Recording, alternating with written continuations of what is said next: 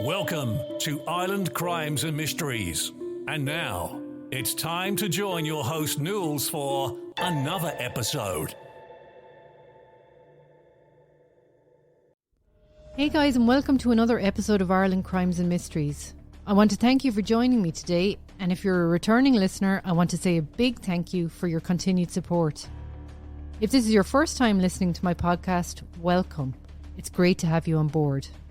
So without further ado, let's get started on today's story. I've gone over every single scenario and I just don't know. None of us know what happened, Trevor. If you know, can you please come forward? Give my parents some peace.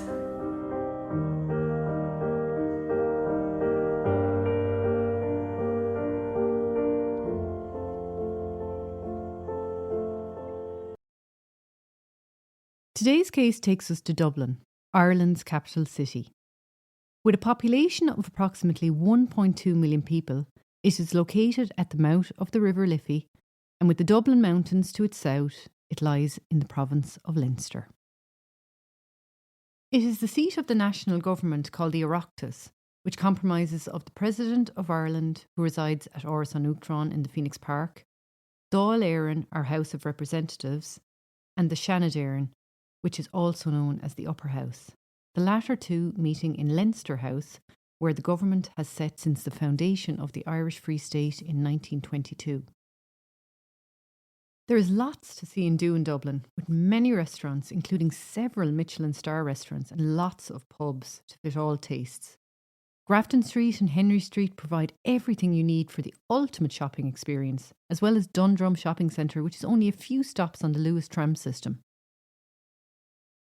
And if you're a sports fan, you can't visit Dublin without visiting Croke Park, headquarters to the GAA, the Gaelic Athletic Association, home to our national games, hurling and Gaelic football. As well as the stadium itself, there is a museum and tours of the stadium, including a rooftop tour, which give amazing views of the cityscape. Dublin also has the Guinness Storehouse, home to the world-famous stout itself, where you can take a self-guided tour and learn all about the history of the famous drink. Learn the 6-step ritual to pouring the perfect pint of Guinness before finishing in the amazing Gravity Bar with 360 views of the city, where you can enjoy a pint of the black stuff. Now, I've only touched on a very minuscule amount of things to do in the capital. I guess you have to visit yourself to find out more. But let me just say, if you're bored in Dublin, it isn't going to be the city's fault. Lots to do by day and even more fun to be had by night. And that's exactly what the person we are going to be talking about today was doing when he vanished without a trace on the 8th of December 2000, enjoying a night out with his work colleagues celebrating the upcoming Christmas festivities. Our story today centres around a bright, friendly, hard-working young man named Trevor Deely, who was described as great fun, always with a smile on his face, and loved being around people. Trevor's disappearance is particularly odd for the simple fact that he disappeared in the middle of a bustling city in the run-up to Christmas and has never been seen again. Trevor was born on the 15th of August 1978 to his parents, Michael and Anne. He was the youngest in the family, having 3 other siblings, 2 sisters, Michelle and Pamela, and a brother Mark. The family lived in Naas, County Kildare, where he attended school. On finishing school, Trevor attended the Waterford Institute of Technology, where he studied business, while supporting himself with a part-time job in a supermarket. He thought it was the course that he wanted, as he had a great interest in maths, but he wasn't very happy with the course he had chosen and decided in his second year that he would drop out and reassess his future. His friends would say he was an easygoing guy, nothing fazed him, and he always had a positive outlook. So it was no surprise that after reflecting on things, Trevor, with ease, decided the path he wanted to take was in computers, and completed a course in computers in Dublin after that, which he loved. Then in May 1999, at the age of 22, he got a job working in the IT department in the Bank of Ireland Asset Management building near the Leeson Street Bridge in the middle of the city. The staff there loved Trevor, almost immediately stating he was so enthusiastic about the job. Management there knew that they had taken on the right person. He worked alongside a group of approximately 10 other people in an open plan office and became good friends with his fellow colleagues, all saying that he was a personable and hard-working person. No one had anything bad to say about Trevor. And all the customers he dealt with loved dealing with him. As well as working hard, Trevor also loved to enjoy himself, and on Thursday night, that became the allotted night out after finishing work at 4. Trevor had also moved into a nice apartment in St James's Court on Serpentine Avenue in Sandymount on Dublin's south side. So all in all, life was very good for Trevor in the run-up to his disappearance. Prior to that fateful night in December, Trevor had taken some holidays from work in the November to go to Alaska after making friends with some girls in Dublin who were out in Anchorage, Alaska, and he decided to go and visit them. There are conflicting thoughts as to whether he had been invited or took it upon himself to go over there. The family think he may have had a crush on one of the girls, but no one can say for certain. When he returned, he went home to Naas to the family home. He told his dad on his return that he really enjoyed the holiday, calling it a trip of a lifetime. His father planned to chat more extensively to him about the trip over the Christmas period, and it is now his eternal regret that he didn't find out more about it on that day, but no one was to know what was coming down the tracks. I just said to him, look, Trevor, we'll have more time to talk about this at Christmas. I'm really anxious to hear all about it because it sounded very interesting. Oh, he said, listen, it was a marvellous trip. It was the trip of a lifetime. And it was one of my big regrets that we didn't have that talk at Christmas. So what did happen in the early hours of the 8th of December to Trevor? What were the events leading up to his disappearance? And what has happened since with the investigation? Let's take a look. Trevor's day on that Thursday started out as normal. He arrived at the bank for work on time. Everyone was in high spirits, including Trevor, and looking forward to that night, as it was the office Christmas party night.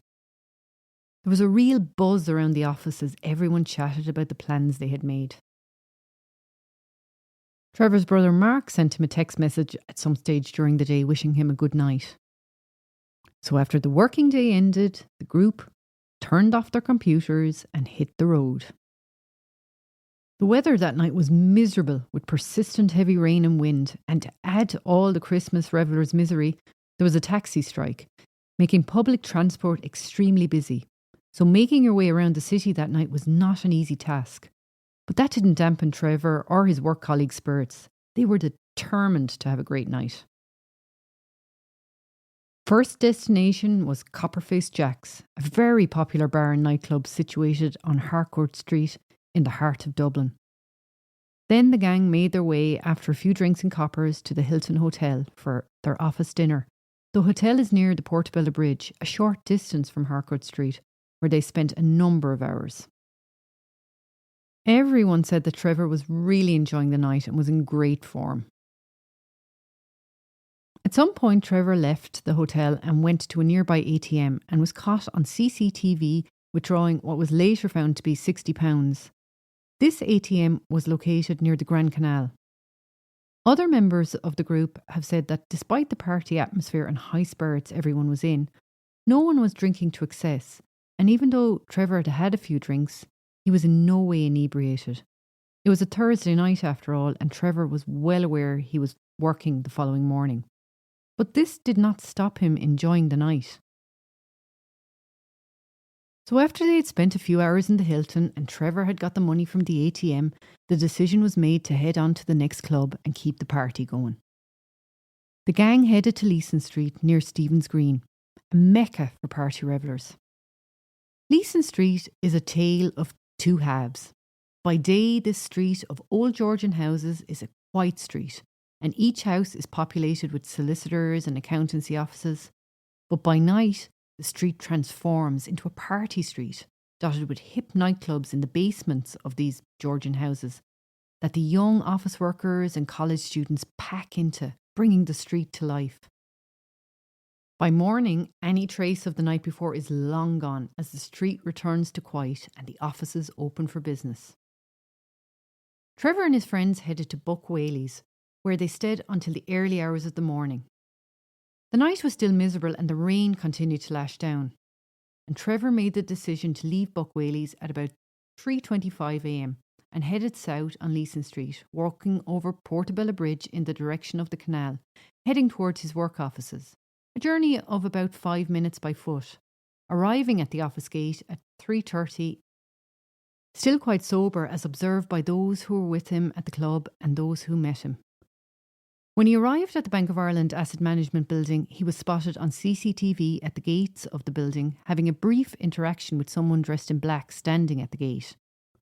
This man had arrived at the gates at around 3 a.m, approximately half an hour before Trevor arrived, and appeared to be just hanging around. Trevor then enters the building. This man continues to stand outside the gate, and a couple of minutes after Trevor arrived, 2 other individuals arrived at the gate. They hang around for a couple of minutes and then seem to move on. They were later ruled out as being fellow work colleagues of Trevor's. But why they were outside the gate at that hour has never been released to the public. His colleague Carl was working the late shift in the building. He said when Trevor arrived in, he was drenched, but in great form. Trevor asked him did he want to have a cup of tea with him, and then Trevor went to his desk space and logged in and checked a few emails, getting himself ahead for the following day's work and seeing what way his day would possibly unfold. Trevor and Carl then headed to the canteen for a cuppa and chatted about the night, Trevor telling Carl all about what had happened and how the party had went. He told Carl it had been a great night and everyone was in top form. To all intents purposes, from Carl's description of Trevor, he seemed, despite, as Carl put it, Trevor being a little bit tipsy, he was well capable, in no way inebriated and in full control of all his faculties despite having had a few drinks. After their chat and at around 4 a.m, Trevor said to Carl he was going to go home and get a bit of rest before work. He grabbed his umbrella and headed out the building, telling Carl he would see him on Monday and into the miserable night. He would have to walk home because of the taxi strike. Carl went back to work oblivious to the fact that he had just said goodbye to his friend for the final time. That was the last time Trevor would be seen by anyone that knew him, but not the last time he would have been seen. CCTV, albeit very grainy, would pick him up at various points on his journey home on foot. He left a voicemail on a friend's mobile recorded at 4:05, saying they would meet for drinks over the weekend, hopefully. The first footage is of Trevor leaving the Bank of Ireland Asset Management building at around 4 a.m. He is seen on the footage talking to another person, which appears to be the same guy that was standing there when Trevor entered the building. This person appeared to be dressed in black. Who this person is has never been established. Did he follow Trevor after he left? The next and last bit of CCTV footage of Trevor was at 4:14 a.m, where he was last seen walking past what was then the AIB Bank on the corner of Bagot Street Bridge and Haddington Road, heading in the direction of his home, with a large golf umbrella protecting him from the rain. Then approximately 30 seconds later, a man dressed in black and looking eerily like the man that was outside the gates of the Bank of Ireland passes by on that same CCTV behind Trevor. Gardaí, as of December 2023, have however ruled out the theory it was the same man, as they have since spoken to the individual in the footage walking past the AIB and ruled him out as being the same person as the man outside the gates of the Bank of Ireland. As I said, this is the last bit of footage of Trevor captured, and it's from here the trail runs cold. What happened to Trevor or where he went after this footage is a complete mystery to this very day. Not one trace of Trevor has been found since. If he'd been attacked or even had an accident, where is his body? If it was an accident and he fell into the canal, you would assume his body would have been recovered. And if something more sinister had happened, no one witnessed a thing. It was an extremely busy night. The streets were bustling with people, all making their way home, many on foot because of the strike. How could no one see a thing? Surely any bit of an altercation would have been seen by someone. It would make you wonder, had he gone somewhere with someone he knew? As you would be assuming, he went voluntarily if nothing had been witnessed on the busy streets. Unfortunately for Trevor, when he didn't turn up for work the following day, despite finding it unusual, no one was too concerned, which is understandable. After all, it had been a late night the night before, and people just thought he was sleeping it off, or that his alarm had failed to go off. The office did try ringing him, but their calls went unanswered. To add to the reason his disappearance went unnoticed was the fact that his flatmates were also away that weekend too, so there was no one there to notice that he did not come home. It wasn't until the Monday morning, when he again failed to show for work, that alarm bells started ringing in the Bank of Ireland office where Trevor worked. Management asked around his office, wondering had anyone been in touch with him over the weekend, and some said they had tried reaching out to him, but their calls had too gone unanswered. On reflection, his sister remembered ringing his phone a few times over the weekend and said it rang out. This is significant as, according to Dr. Philip Perry, a senior research fellow in Radio and Optical Communications Lab at Dublin City University, a phone from that period, the early 2000s, would have gone dead within seconds of entering a body of water. If his sister was ringing his phone and it had rang out, it was almost a certainty that the phone was not in water. Meanwhile, after some time trying to locate Trevor, office management made the decision to ring his family in Naas to let them know that Trevor could not be found and had not turned up for work, and that no one was able to make contact with him all weekend. They made several panicked phone calls to his friends to see if anyone had heard from Trevor. They had not. His mother Anne then told his father to go check the apartment. His father went to the apartment, but unfortunately did not have a key to get in, and after knocking on the door repeatedly to silence, the decision was made to call to the Garda station in Harcourt Street that Monday, December the 11th. His brother Mark, who was working in Castlebar, got the call and immediately left work and started the journey to Dublin to be with his family. From the get-go, the Gardaí were concerned, as was everyone who knew Trevor. Everyone knew Trevor would always be in contact with family and friends. Despite being 3 days behind, the Gardaí sprang into action, getting detectives on the job to try and retrace Trevor's last movements and locate him. On Tuesday, December the 12th, the Garda Sub-Aqua team started searching the River Dodder, one of 3 rivers that runs through Dublin, and the Grand Canal between Bagot Street Bridge and Leeson Street Bridge, but no trace of Trevor was found. This included his coat, his wallet, his phone, which have never been recovered. The Aqua team then searched outside of the loch in case he had fallen in there, but again, nothing. And the chances of him being washed away were practically zero, as there was no current there.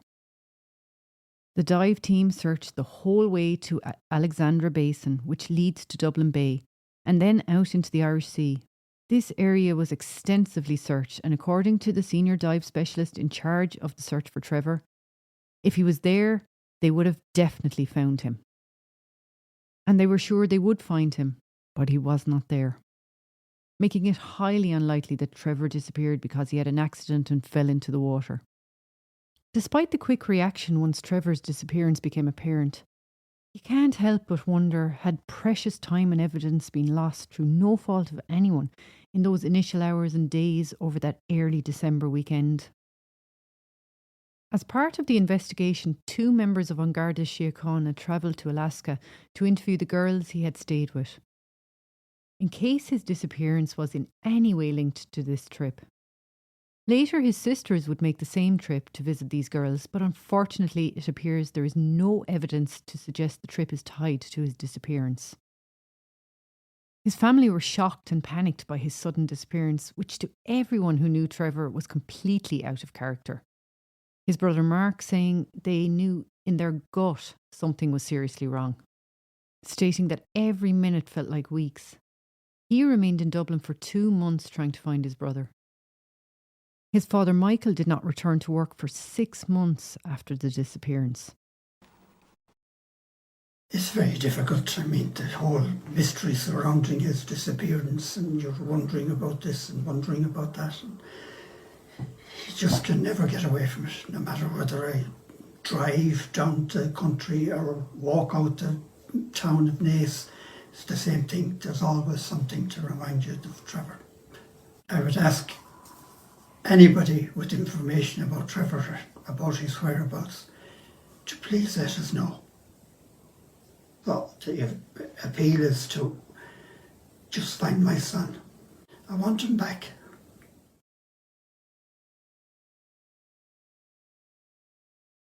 So if it wasn't an accident, was it something more sinister that caused Trevor to vanish? Was it a random act by an opportunist that saw him walking alone on that wet night in the early hours? Or was it someone who held a grudge against Trevor? Was it someone he knew?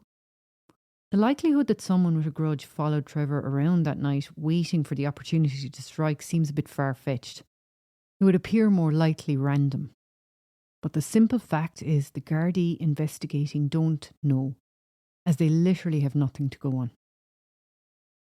In conjunction with the investigation, Trevor's family and friends began to publicly campaign to bring awareness to the general public and get Trevor's name out and make people aware of his disappearance. They put up posters and spoke to people on the streets around the area where Trevor was last seen.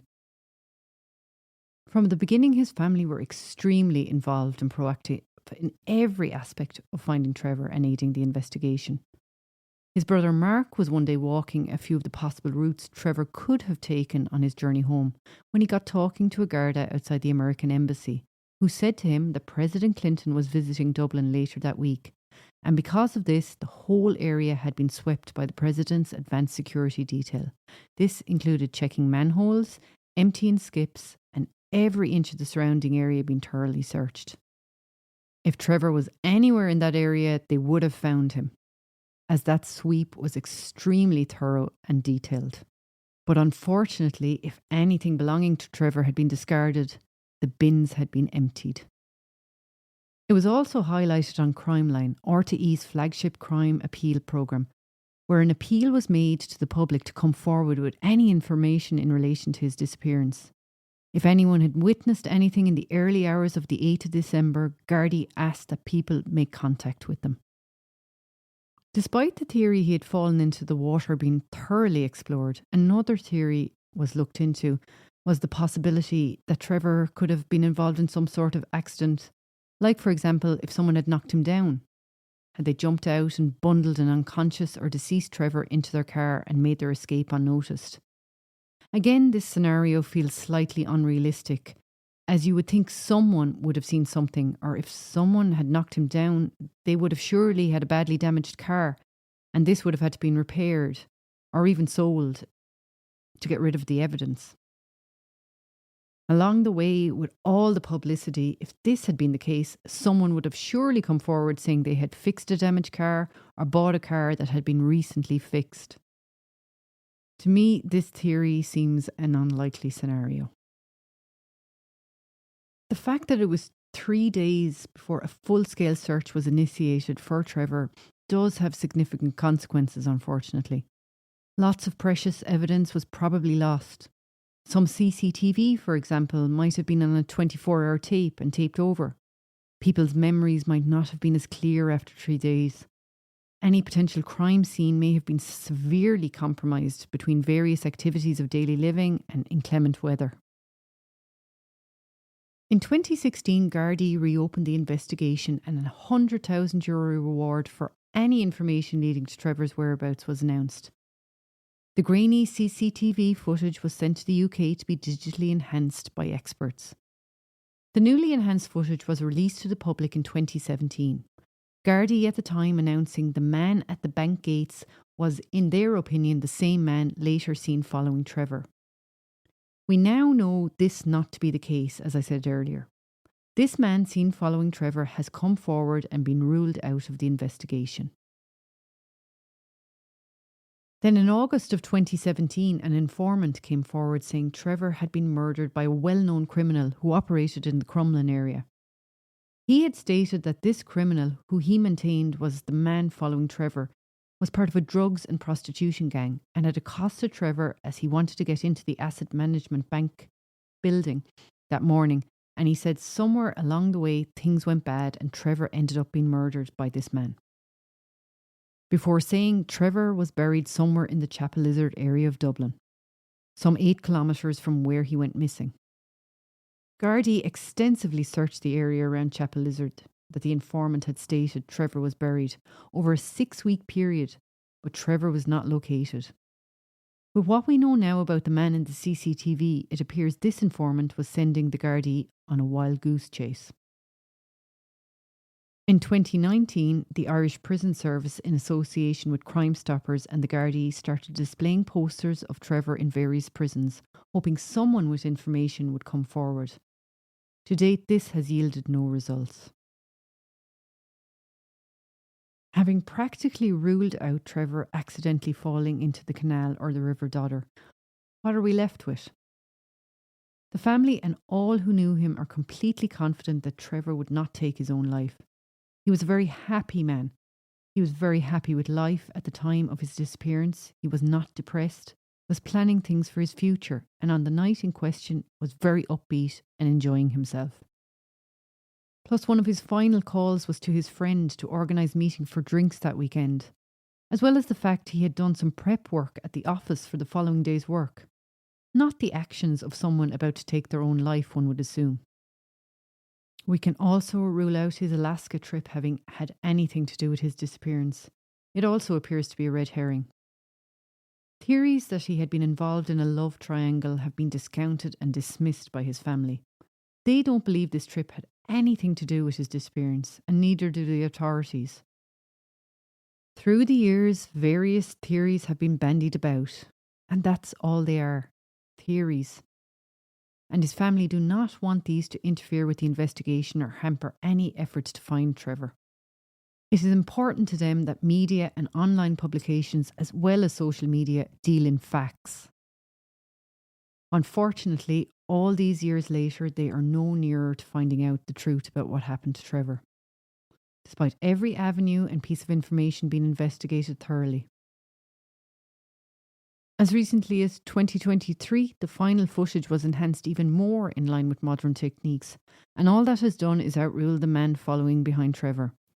Progress, I know, but it only deepens the mystery now, as for years everyone thought this man was the key to unlocking the truth. So basically the investigation is back to square one. As a family, we have never believed that people can disappear into thin air. We know someone knows something, and we ask that you come forward to put an end to this relentless nightmare. Many people over the past 16 years have questioned why we continue to search for Trevor. The answer is simple if you knew Trevor. We can sum it up by saying if the situation was reversed, he would never give up on us. Like I always say, someone knows what happened to Trevor. Someone holds all the answers, like in all the other missing persons cases I've covered. Despite the passage of time and all the kicks, his family remain as committed today as they did the first day they found out he was missing. His parents are now in their 80s, and all they want is to know what happened to Trevor, where he is, find him and bring him home. Every year on the anniversary of his vanishing, the family hand out posters in the area hoping to jog someone's memory. When he disappeared, Trevor was wearing a yellow and brown shirt and beige cord trousers. He is described as being 6 foot and of slim build, with short red blonde hair and green eyes. There is a Garda age progression picture of Trevor on the Garda.ie official webpage, as well as footage from the CCTV that night if anyone wants to take a look.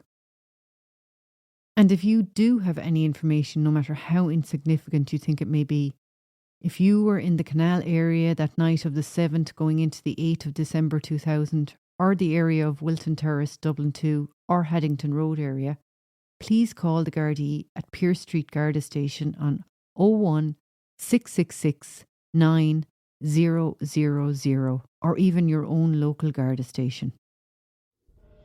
So guys, that's it for today's episode of the Ireland Crimes and Mysteries podcast. Again, thanks for your listenership, and don't forget to subscribe to the show and hit that auto download so you never miss an episode.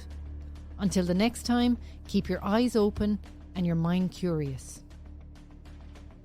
This podcast has been compiled from information gathered in the public sphere, like news articles, documentaries, and open source material that can be found on the web. Everything in this podcast is alleged unless a conviction has taken place. You've been listening to Island Crimes and Mysteries. Join Newells for another episode, coming real soon. And keep up to date by following our social media sites, our YouTube channel, and our website, islandcrimesandmysteries.ie.